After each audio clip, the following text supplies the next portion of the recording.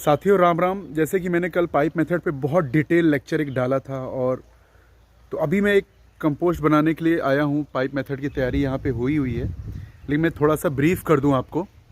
है, देखिए ये भूसा है जो हमने 2 दिन पहले ही भिगा दिया था।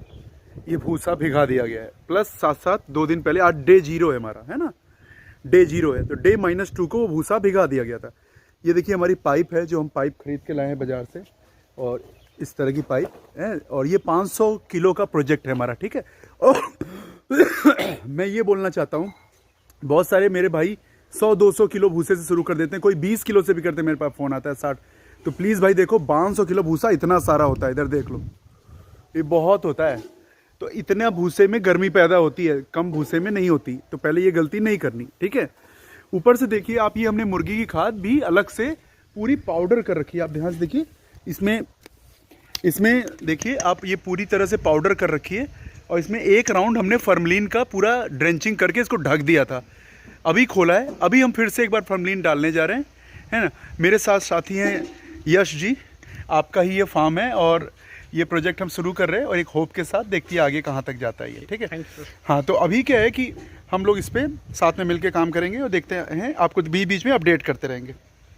जो आपने फोल्ड लिया है पाउडर, इसको आप फैला लीजिए, ताकि जितना पतला रखेंगे उतना अच्छा फॉर्मलिन इसमें जाएगा।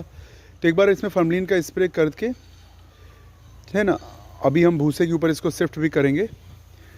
तो जो ये प्रोसेस चल रहा है, ये जो हमारी मुर्गी की खाद है, पाउडर की हुई है, सफोकेटेड है, और ये 1-1.5 महीने पुरानी। कितनी पुरानी है यश जी? 70 से 80 दिन की होगी। हाँ ठीक है, 2 महीने लमसम पुरानी है। तो यानी कि 500 किलो भूसा ले रहे हैं, तो ये कितने की होगी? 1.5-2 कुंटल होगी। हाँ ठीक है, 2 कुंटल है, ज़्यादा नहीं डाल रहे हैं। यानी इंकी कैप का जो रोग आता है वो इंकी कैप नहीं आएगा। और बाद में जब ये काम खत्म हो जाएगा ना, हमारा जो ये पानी इकट्ठा है, इसको हम बहा देंगे, क्योंकि इसमें मक्खियाँ लगेंगी आगे चल के।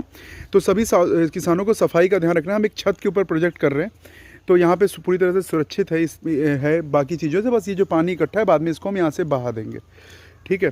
तो ये भूसे के ऊपर अभी हम अपनी मुर्गी खाद करेंगे, लेकिन इस भूसे को काम करने के पहले थोड़ा सा हम प्लेन कर लेंगे, ठीक है। अभी ये प्रक्रिया आपको कुछ देर में काम होते हुए दिखेगी।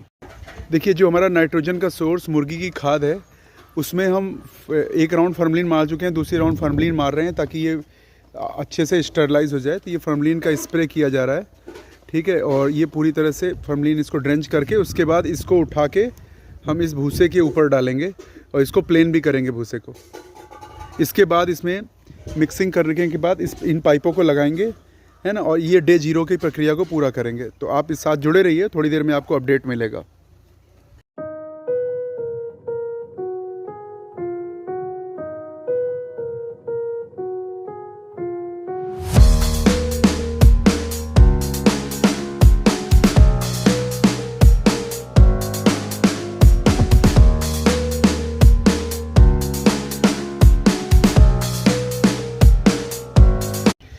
देखिए ये भूसे को बराबर किया जा रहा है, इसको लेवल क्यों कर रहे हैं हम, ताकि हमको अंदाज़ा रहे कि हर जगह बराबरी से सारा माल पड़ा है, ठीक है। और ये देखिए हमने जिप्सम भिगा रखा है ना। हाँ, जिप्सम है। देखिए ये जिप्सम, दानेदार जिप्सम हमको मिला था, पाउडर जिप्सम नहीं मिला, तो इसको पहले से भिगा दिया गया है, ताकि इसको डालना पूरे में आसान हो जाए, ठीक है। तो जिप्सम को भिगा के रखा गया है। ये फॉर्मलिन का लिक्विड है, जो ये कॉमर्शियल वाला है, थोड़ा महंगा वाला लिक्विड है ना, लेकिन सस्ता वाला भी किसान को मिल जाता है अगर वो उचित तरीके से ढूंढे तो। बताओ भाई, जो मुर्गी खाद, कोई स्मेल आ रही है तुमको? नहीं, कुछ नहीं आ रही है। क्लियर बताओ। एकदम कुछ भी नहीं आ रही, कोई स्मेल नहीं आ रही ना मुर्गी खाद की? लोग भ्रमित रहते हैं, क्योंकि इसमें एक बार फॉर्मलिन मारी जा चुकी है ना, दवा का। तो इसलिए खाद से डरिए मत, उसका एक सही तरीका है इस्तेमाल करने का, और कोई स्मेल नहीं आती है अगर आप उसको सही से हैंडल करेंगे। देखिए छत पे इसको लाया गया था, तुरंत फॉर्मलिन मार के छोड़ दिया गया 2 दिन, तो महक काफ़ी ख़त्म हो गई। और अभी देखिए पूरा ये कंपोस्ट के ऊपर अपना फॉर्मलिन डाला जा रहा है, ठीक है। सॉरी, ये मुर्गी खाद को डाल रहे हैं, ताकि इसकी मिक्सिंग की जाए। अब धीरे धीरे सारा मटेरियल हम एक के ऊपर एक सजाते जाएंगे, और फिर बाद में इसकी मिक्सिंग करेंगे। मिक्सिंग के दौरान पाइप को सही तरीके से लगाएंगे। उसके बाद की भी एक बारीक प्रक्रिया जो मैं आपको बताऊंगा।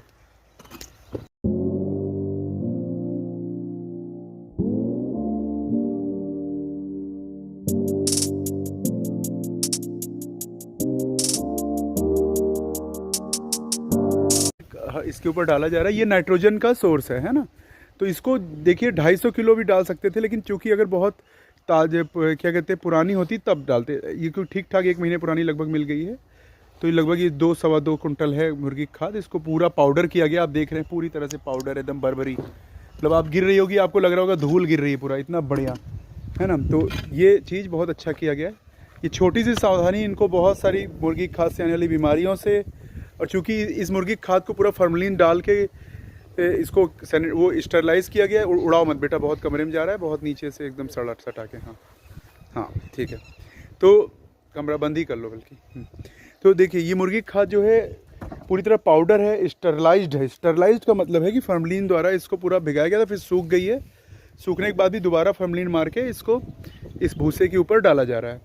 अभी कुछ देर के बाद इसमें हम पाइपें लगाएंगे। दिक्कत है, हाँ 1 किलो निकालना है, वो ज़्यादा नहीं डाल सकते। देखिए ये चोकर है, बस उड़ेगा नहीं भाई, चिंता ना करो। ये चोकर है, व्हीट ब्रांड बोलते हैं, राइस ब्रांड भी आप ले सकते हैं, गेहूं का चावल का किसी का भी ले सकते हैं। ये कार्बोहाइड्रेट का सोर्स होता है। तो जो हमको ये मुर्गी की खाद हमने ऊपर डाली है, इसके ऊपर अभी हम सब इसमें जिप्सम, तो जिप्सम तो पानी वाला हमने कर दिया क्योंकि हमने दानेदार जिप्सम मिला था तो भिगा दिया जिप्सम को, ठीक है। नहीं बाकी सभी चीज़ें जैसे यूरिया है, पोटास है, सुपर फास्फेट है, इतना जिसम बचा दिए थे, हम सोचे कोई कहीं यूज में बाद में ज़रूरत पड़ेगी। हाँ ये आप डालिए ये चीज़ें।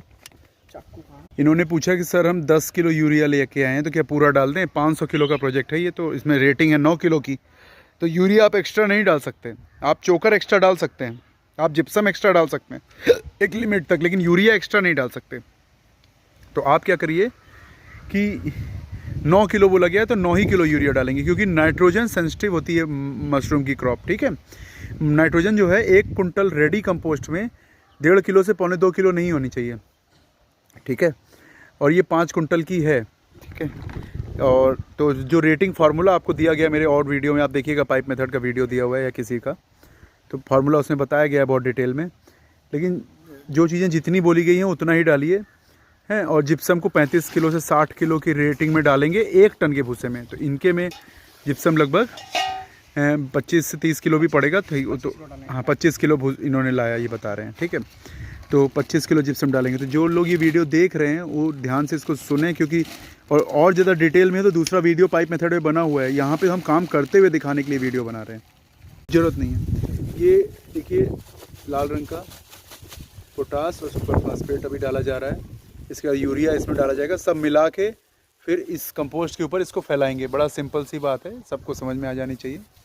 तो कोई इसमें रॉकेट साइंस नहीं है, बस सावधानियाँ वो हैं जो मैं बीच बीच में बता रहा हूँ, जैसे कि एक्स्ट्रा यूरिया नहीं डालना है ना, एक्स्ट्रा मुर्गी की खाद नहीं डालना, ठीक है, एक्स्ट्रा कुछ नहीं करना। हाँ डालिए। देखिए ये सुपर फास्फेट जो है, भिगो दिए होते तो कोई दिक्कत है। देखिए ये सुपर फास्फेट, पोटास, हमारा चोकर, यूरिया कहाँ है? हाँ यूरिया पलटिए। 3 किलो हमने सुपर फास्फेट लिया है, 3 किलो हमने पोटास लिया है, और ये 10 किलो चोकर लिया है। और ये सब रेटिंग के हिसाब से, ऐसे अंदाज के हमने कुछ भी नहीं किया है ना, सब रेटिंग और रिकमेंडेशन से काम हो रहा है यहाँ पे। और जो ये यूरिया डाला जा रहा है इसमें 1 किलो अंदाजन बचा लीजिएगा आप, ठीक है। हाँ पूरा मत डालिएगा। देखिए ये यूरिया डाला जा रहा है, इसको आप जो ढोका फोड़ लेंगे हल्का सा और डालते रहिए 1 किलो ही बचाइएगा बस, ज़्यादा नहीं, बस ठीक है। हाँ 1 किलो लमसम बच गया है, ठीक है। तो 1 किलो ये जो है यूरिया इसमें बचा के बाकी 9 किलो डाल दिया गया, ठीक है। 500 किलो का ये प्रोजेक्ट है, देख रहे हैं। बार बार मैं ये बात इसलिए बता रहा हूँ। और ये 1250 किलो, मतलब 5 किलो का भूसा लिया तो इनकी 1250 किलो लगभग कंपोस्ट तैयार होगी। अगर बैग के टर्म्स में बात करें तो 120-125 बैग इनका कंपोस्ट तैयार होगी। 130 भी जा सकती है अगर अच्छे से पानी सोखेगी तो। देखिए ये पहले ही इसको यहाँ मिला लिया जाता है ताकि वहाँ पे भौराते समय, उसको फेंकते समय हर चीज़ हर जगह पहुँच जाए। इसलिए ये स्टेप बहुत इंपॉर्टेंट है मिलाने के लिए हिसाब से। और यूनिफॉर्म मिक्सिंग बाद में अगर जब मशीनरी से कराते हैं तो मशीन मिलाती है, पहले आप हाथ से मिला लीजिए और धीरे धीरे। अगर जिप्सम होता है इसमें जिप्सम भी रहता है तो और ज़्यादा क्वांटिटी रहती है ना, चूँकि जिप्सम हमने घोल लिया है तो ऊपर से इसका मग्गे डलवाएंगे पूरा।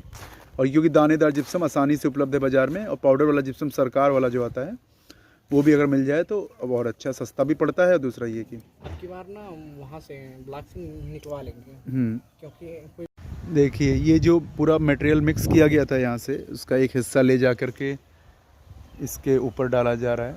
ठीक है, जो इसमें सब कुछ मिला हुआ है, जिप्सम छोड़ के जिप्सम वो रखा हुआ है। अगर ये लंबी विधि होती तो जिप्सम 13वें दिन मिलाते हैं, है ना, ये मैंने बताया है सबको। लेकिन आज चूँकि ये हम छोटी विधि कर रहे हैं पाइप के माध्यम से, मात्र 14 दिनों में ये कंपोस्ट बन के तैयार हो जाएगी। तो ये जो सारा मटेरियल मिलाया गया है, जिप्सम छोड़ के सब डाल देंगे। जिप्सम हमारा भीगा हुआ है, वो देखिए टब में पड़ा हुआ है ना, ये देखिए। तो ये भी अभी डालेंगे तो आपको अपडेट करेंगे। देखिए ये जिप्सम था जिसको भिगा दिया गया, दानेदार था, लेकिन देखिए कैसा अभी ये मिट्टी जैसा, आटे जैसा हो गया पूरा। अब इसको हम इसमें मग्गे पूरा फेंकवा देंगे।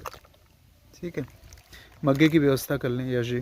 देखिए गाढ़ा गाढ़ा जिप्सम है जो कि घोल लिया गया है ना। और इस जिप्सम को कैल्शियम का सोर्स है, बहुत कंपलसरी है इसको डालना। और लगभग 25 किलो इसको डाला जा रहा है 500 किलो के प्रोजेक्ट में। ठीक है, तो देखिए जिप्सम इस पर फेंका गया एक राउंड, ये देख रहे हैं ये, और अभी और डाला गया। फिर इसकी मिक्सिंग होगी, मिक्सिंग उस दिशा में करेंगे हम। मिक्सिंग करने के बाद ये पाइपें रखी हुई हैं, ये पाइप इसमें लगाएंगे। आप वीडियो में बने रहिए और पूरा लास्ट तक आप। अभी मैं बहुत सारी सावधानियाँ भी हैं वो बताऊँगा। ठीक है, और बहुत सारी सावधानियाँ हम पहले भी कर चुके हैं। जैसा मैंने बताया कि मुर्गी खाद को फोड़ना बहुत ज़रूरी है, उसको फॉर्मलिन से 2 दिन के लिए ड्रेंच करना बहुत ज़रूरी है। ठीक है, ये जो एक्स्ट्रा पानी है वहाँ नाली बंद कर रखी है, अभी खोल देंगे, बह जाएगा। इस तरह से ढलान होने के कारण इन्होंने छत ऐसी ली है कि पानी पूरा एक तरफ आ गया, एक्स्ट्रा पानी। ठीक है, और ये भूसे का पहले का धोया हुआ पानी है, अभी का नहीं है। ठीक है,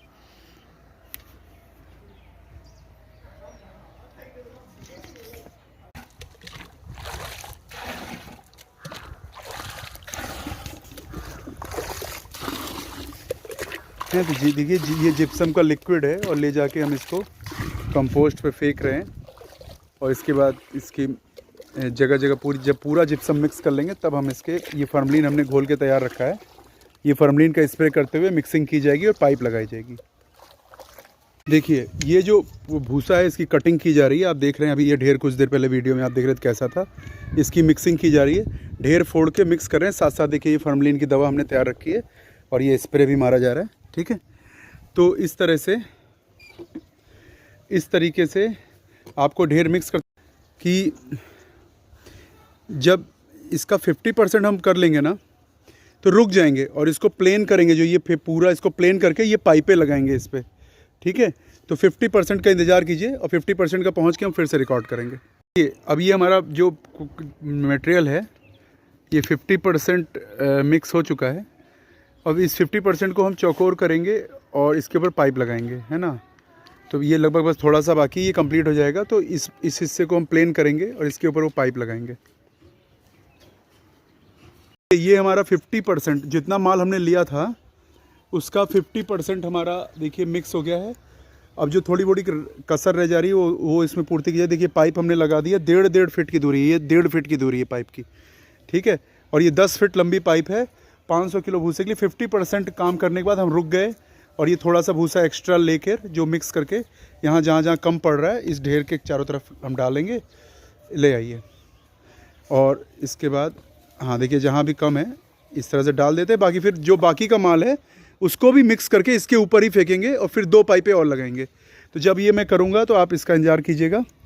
तो देख पा रहे हैं आप इसको दूर से।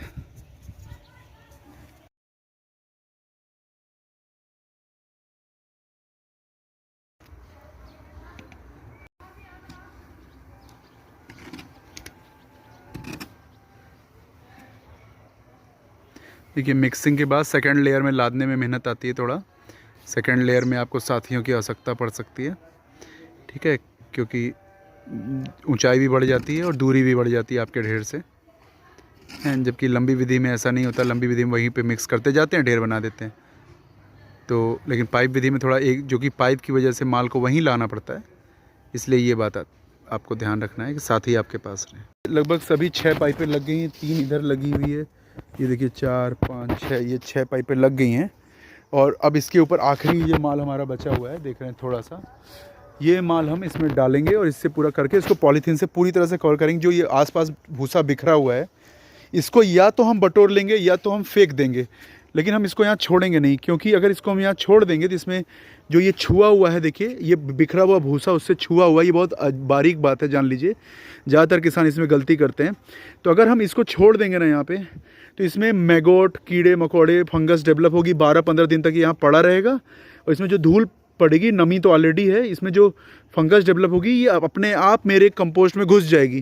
ठीक है, तो जब भी आप काम को ख़त्म करें, अगर आप थक गए हैं तो आप इसको कवर कर दीजिए, लेकिन अगले दिन सुबह इसको झाड़ू लगा के पूरा साफ़ करना ज़रूरी है, ये जो बचा हुआ भूसा है। या फिर अगर आपकी हिम्मत बाकी है, आपके पास साथी हैं, तो आप इसको पूरा सफाई करके ये भूसा पूरा साफ़ सुथरा इसमें डाल दीजिए।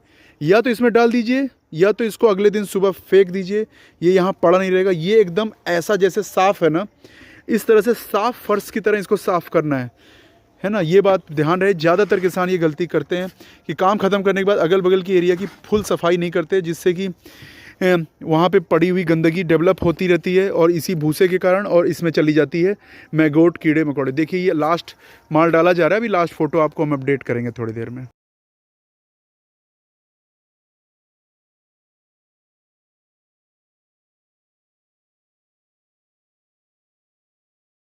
कंप्लीट सी हो रही, बस इसमें पाइप पूरी पॉलीथीन ओढ़ाना बाकी है जिसमें, लेकिन उसमें देख रहे हैं मैं ये जो सफाई बहुत ज़रूरी है। अगर ये जितना भी माल बच जाएगा, जितनी भी ये प्रयास अपने बल पे करना चाह रहे हैं कर रहे हैं, ये सारा माल बचा हुआ उस पर डालेंगे।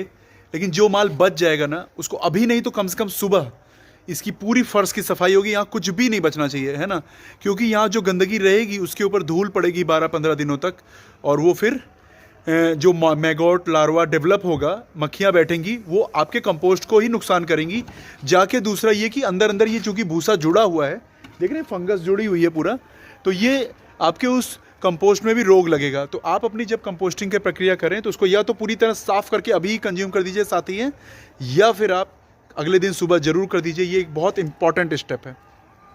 ये लगभग पूरा सा हो गया, थोड़ी देर में आपको हम फोटोग्राफ पोस्ट करेंगे एक पॉलीथीन उड़ा के। इस कंपोस्ट को जो हम ढकने वाले हैं ये पॉलीथीन से, लेकिन इस पॉलीथीन को जो कि 2-4 दिन से यहाँ पड़ी थी, इस पर हो सकता है डस्ट वस्ट जम गई हो, तो इस पॉलीथीन पे पूरा हम फॉर्मलिन का स्प्रे करेंगे। पहले ये फॉर्मलिन का स्प्रे करने के बाद इस पॉलीथीन को इसके ऊपर उड़ाएंगे। इसका ये मतलब नहीं गंदी वंदी पॉलीथीन चाहे जैसी रखी है इसको करेंगे, है ना।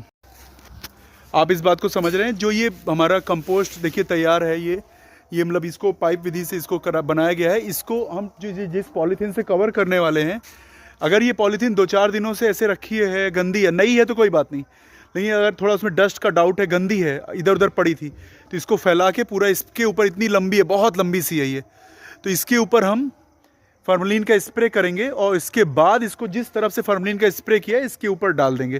तो ये देखिए यश है मेरे साथ, वो ये फॉर्मलिन का लिक्विड ले रहे हैं, और ये फॉर्मलिन का जो लिक्विड है ये देखिए ये फॉर्मलिन का लिक्विड अभी इस पॉलीथीन पे हम स्प्रे करेंगे और फिर इस कंपोस्ट पे हम डालेंगे, राइट। ये बहुत, आपको ये बार बार मैं क्यों बोल रहा हूँ, रिपीट जिस चीज़ को कर रहा हूँ समझ लीजिए बहुत सीरियस है, और 90% किसान ये गलती करते हैं।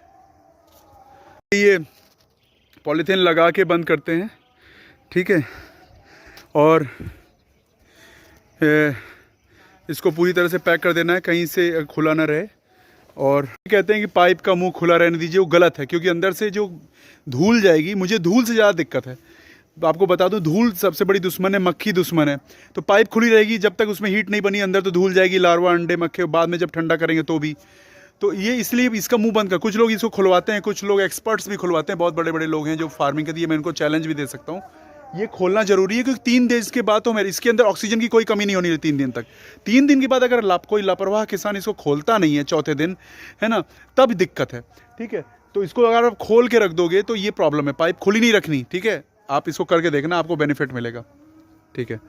तो आप ये प्रोजेक्ट पाइप मेथड का कंप्लीट हो गया है, और बताइएगा कोई आपको डाउट हो कमेंट्स करिएगा, और यश जी को थैंक यू करिए कि आइए खड़े हुई है।